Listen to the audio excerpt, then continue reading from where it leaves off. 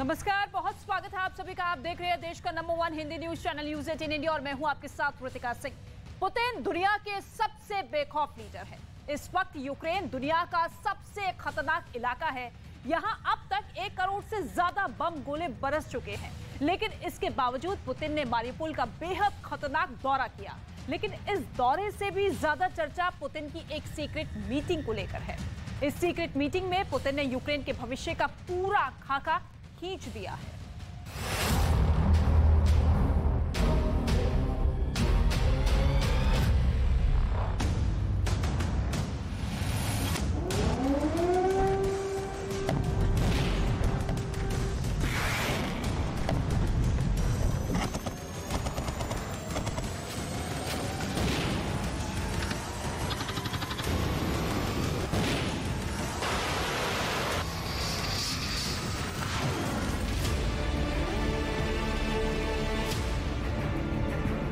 शेर की तरह यूक्रेन के अंदर घुसे व्लादिमीर पुतिन। ये यूक्रेन से आई ऐतिहासिक तस्वीरें हैं जब पुतिन खुद मारिउपोल के अंदर गए और कार भी ड्राइव की। आज सुबह जब ज़ेलेंस्की ने अपनी आंखें खोली और उनके जासूसों ने यह खबर पहुंचाई कि पुतिन यूक्रेन के अंदर घुस चुके हैं, तो ज़ेलेंस्की के पैरों तले जमीन खिसक गई। वैसे ज़ेलेंस्की फिल्म के अभिनेता रहे हैं और डायलॉग याद करना उनके लिए कोई बड़ी बात नहीं है, लेकिन बाइडेन ने यूक्रेन की जंग की जो खतरनाक स्क्रिप्ट लिखी है, उसके डायलॉग याद करना अब ज़ेलेंस्की के बस के नहीं है। क्योंकि पुतिन दुश्मनी रखने वालों से डायलॉग डिलीवरी में यकीन नहीं रखते हैं। दुश्मनों से पुतिन की मिसाइलें ही बात करती हैं।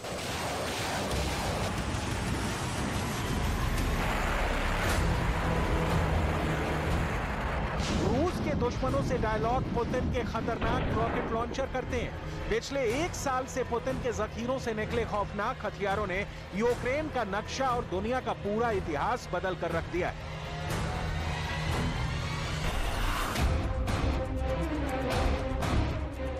नाटो के 30 देश और खुद ज़ेलेंस्की समझ नहीं पा रहे हैं कि आखिर पुतिन को कैसे काबू में किया जाए। जब पुतिन ने यूक्रेन के मारिउपोल शहर में प्रवेश किया तो मारिउपोल के अंदर रूस की पूरी आर्मी चौकन्नी हो गई। रूस की सेना का एक सैनिक और कादिरव के खास सिपह सालार पुतिन के दौरे पर हाई अलर्ट पर थे। पुतिन के कमांडर्स और साथियों ने उनको इशारे करके जंग की एक बात बताई।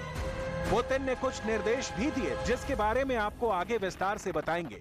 पुतिन ने अचानक मारिउपोल का दौरा क्यों किया और इसके पीछे का मकसद क्या है, इसकी वजह भी समझाएंगे।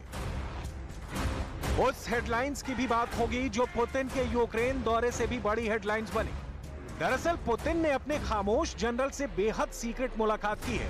पुतिन का बेहद खतरनाक और खामोश जनरल, जिसके चेहरे पर कभी मुस्कुराहट नहीं होती, जो दिन रात सिर्फ और सिर्फ जंग के मंसूबे ही बनाता है, ऐसे भयंकर जनरल से पुतिन खुद मिले। आखिर कौन है पुतिन का ये भयंकर जनरल जिसके साथ पुतिन ने बड़ी बैठक की है, ये भी आपको जरूर बताएंगे। लेकिन सबसे पहले बात करेंगे कि कैसे पुतिन का दौरा तय हुआ और पुतिन यूक्रेन के अंदर कहां-कहां गए। देखिए, ये मारिउपोल की 6 महीने पुरानी तस्वीर है। इसी मारिउपोल में पुतिन ने अब दौरा किया है, लेकिन आज से 6 महीने पहले मारिउपोल में आग बरस रही थी। मारिउपोल के अंदर इतनी बड़ी तबाही हुई थी कि लोग खून के आंसू रोए थे। जंग की वजह से पूरा शहर जलकर राख हो गया था। हजारों लोगों की मौत हुई थी। अज़ोवत्सल फैक्ट्री के अंदर बहुत बड़ा संग्राम हुआ था।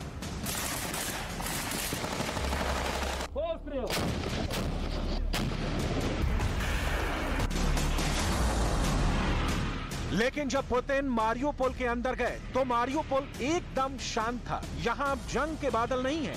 पुतिन के सैनिकों और कादिरव की सेना की निगरानी में मारिउपोल के अंदर नए निर्माण किए जा रहे हैं। पुतिन कैसे मारिउपोल पहुंचे, आपको बताते हैं।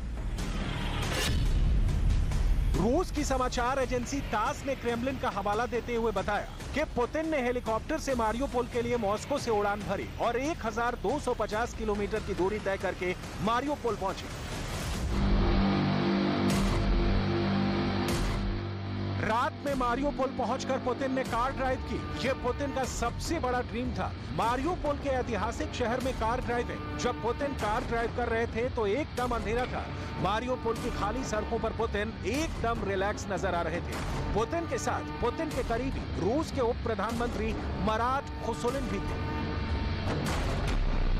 अपनी कार से उतरकर पुतिन ने यूक्रेन की कुछ खास मूर्तियों को भी देखा।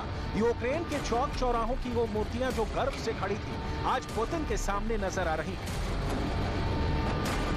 इसके अलावा पुतिन मारियोपोल की एक यूनिवर्सिटी में भी गए। इस यूनिवर्सिटी के अंदर पुतिन कुछ देर तक रहे। पुतिन ने इसी यूनिवर्सिटी के एक हॉल का दौरा किया।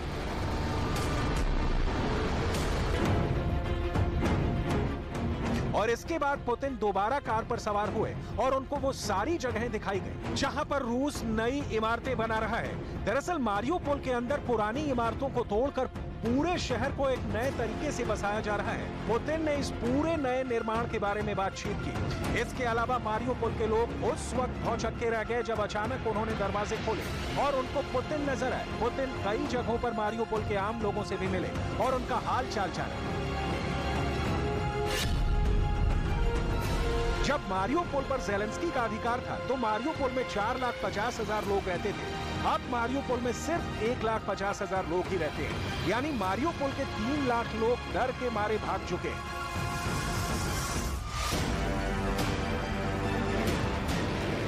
मारियोपोल इसलिए यूक्रेन के लिए बेहद अहम था क्योंकि ये ओडेसा के बाद यूक्रेन का दूसरा सबसे महत्वपूर्ण बंदरगाह था। लेकिन अब इस पर पुतिन का कब्जा है। पुतिन एक बड़े लीडर हैं। वो इलाका भी खुद तय करते हैं और अपने दौरे की टाइमिंग भी खुद तय करते हैं। पुतिन मारियोपोल के अंदर उस वक्त गए जब एक तरफ इंटरनेशनल कोर्ट ने उनके खिलाफ अरेस्ट वारंट जारी किया हुआ था।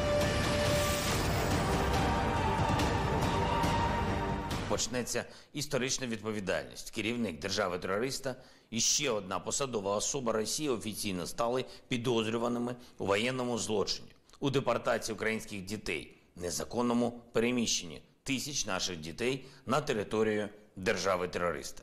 У кримінальних провадженнях, які розслідуються нашими правоохоронцями, вже зафіксовано понад 16 тисяч випадків примусової депортації окупантам українських дітей.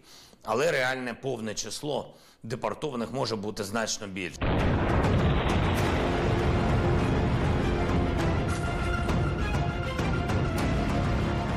जब पुतिन के खिलाफ अरेस्ट वारंट जारी हुआ तो ज़ेलेंस्की एक बार फिर बड़े-बड़े डायलॉग मारने लगे।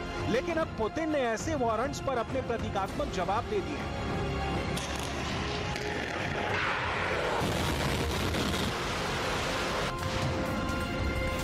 पुतिन के खिलाफ वारंट को ज़ेलेंस्की ने बहुत बड़ी उपलब्धि बताया था, लेकिन पुतिन के यूक्रेन दौरे ने उनको फिर उदास कर दिया है। अगर टाइमिंग की बात करें तो पुतिन का मारियोपोल का दौरा एक और लिहाज से भी महत्वपूर्ण है। 18 मार्च 2014 को पुतिन ने क्राइमिया पर कब्जा कर लिया था। क्राइमिया पहले यूक्रेन का हिस्सा था, लेकिन पुतिन ने अपनी सेना भेजकर युद्ध लड़कर इसे 9 साल पहले ही कब्जा कर लिया था। क्राइमिया पर जीत के 9 साल पूरे होने के मौके पर भी पुतिन का मारियोपोल का दौरा यादगार माना जाएगा। इस मौके पर क्राइमिया के अंदर पुतिन के निर्देशों पर कैसा भव्य कार्यक्रम किया गया, जरा ये भी देखिए। क्राइमिया के अधिकारियों से मुलाकात के दौरान पुतिन ने ये भी संकेत दिए कि वो आगे क्या करने जा रहे हैं। 9 лет назад крымчане и севастопольцы сделали свой однозначный и окончательный исторический выбор вновь и навсегда стать частью нашей единой большой страны. Очевидно, что для Крыма и Севастополя вопросы безопасности имеют приоритетный характер.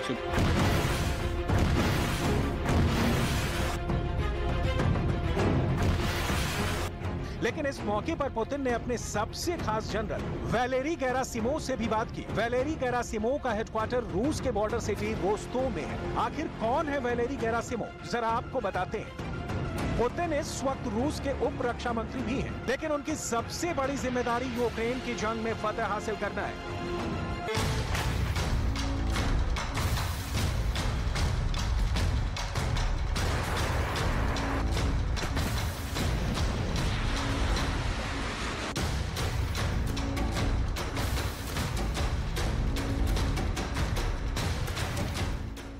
इस जंग में पुतिन के लेफ्ट और राइट हैंड रूस के रक्षा मंत्री सर्गेई शोइगु और उप रक्षा मंत्री वलेरी गेरासिमोव है। पुतिन ने अपने इन दो सबसे खास आदमियों के साथ एक मीटिंग भी की थी और यूक्रेन के जंग के हालातों पर चर्चा भी की थी। पुतिन के इस बेहद क्रूर जनरल का चेहरा जरा गौर से देखिए। हमने इस जनरल की सैकड़ों तस्वीरें देख डाली, लेकिन ये जनरल किसी भी तस्वीर में हंसता क्या, मुस्कुराता हुआ भी नहीं दिखाई दिया। ये बेहद सख्त जनरल है जिसके दिमाग में 24 घंटे 7 दिन सिर्फ और सिर्फ युद्ध चलता है। पुतिन का यही वो जनरल है जो कभी हंसता नहीं, लेकिन पूरे यूक्रेन को रोला रखा है।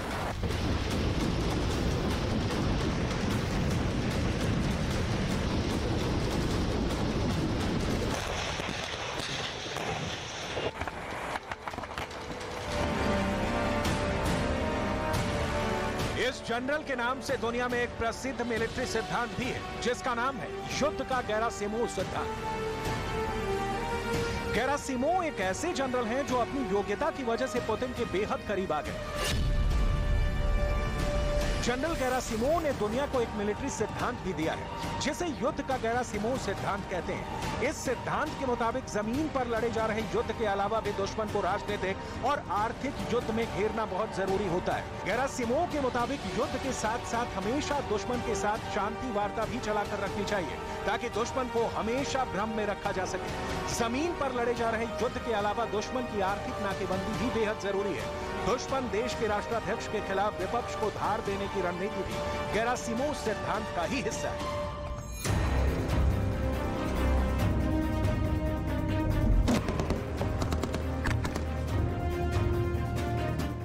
सर्दियों में जिस तरह रूस के बिजली घरों पर हमले किए गए वो भी वैलेरी गेरासिमोव की ही रणनीति मानी जाती है। दरअसल जनरल गेरासिमोव यूक्रेन ही नहीं अमेरिका के भी दुश्मन नंबर 1 है। जनरल गेरासिमोव पर दुनिया में कई तरह के प्रतिबंध अमेरिका की मदद से लगवाए गए हैं। यूरोपियन यूनियन ने भी गेरासिमोव पर प्रतिबंध लगाए हैं। इस बेहद खतरनाक जनरल पर पुतिन को बहुत भरोसा है। निश्चित तौर पर पुतिन यूक्रेन में कुछ बड़ा करने वाले हैं, तभी उन्होंने अपने इस भयंकर जनरल से मुलाकात की है। पुतिन तो ये मानकर चल रहे हैं कि यूक्रेन में उनकी जीत हो चुकी है और अब वो विजेता की तरह यूक्रेन के मारियोपोल का दौरा कर रहे हैं। लेकिन दूसरी तरफ यूक्रेन के लोग अपने जवानों की लाशें गिन रहे हैं। ये यूक्रेन के एक सैनिक का पार्थिव शरीर है जिसे देखकर परिवार के लोग आंसुओं को रोक नहीं पा रहे हैं। इस जंग में यूक्रेन को सिर्फ और सिर्फ दर्द मिला है और इस तबाही का भी कोई अंत नहीं दिख रहा है। Я не могла повірити, що я у своєму віці буду приходити на похорони своїх однокласників.